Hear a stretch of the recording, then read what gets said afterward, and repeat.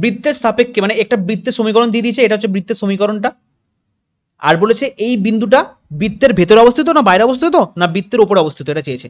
যখনই কোনো একটা পয়েন্ট এরকম দেওয়া থাকবে আর একটা বৃত্তের সমীকরণ দেওয়া থাকবে, যদি বলে যে এই পয়েন্টটা বৃত্তের ভেতরে আছে না বাইরে আছে না বৃত্তের উপরে আছে, তখন তোমরা কিভাবে নির্ণয় করবে? এই যে পয়েন্টটা আছে না, এটা জাস্ট এক্স আর ওয়াই জায়গায় ভ্যালুটা পুট করে দেবে। হ্যাঁ, তাহলে কি হবে দেখো, এক্স এর জায়গায় যদি 1 বসাই 1 স্কোয়ার, আর ওয়াই এর জায়গায় 2 বসাবো 2 স্কোয়ার, -3 ইন্টু 1 -4 ইন্টু 2 প্লাস 1, 1 আর 2 4 5, -3 -8 প্লাস 1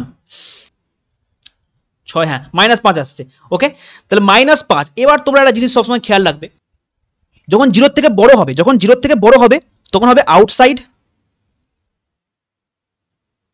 সার্কেল, যখন 0 থেকে ছোট হবে তখন হবে ইনসাইড সার্কেল, আর যখন ইকুয়াল টু 0 হবে তখন lies on the circle, lies on the circle. Clear? তাহলে এখানে দেখো নেগেটিভ মানে 0 থেকে ছোট, তাহলে ইনসাইড সার্কেল, অপশন ডি হচ্ছে সঠিক উত্তর।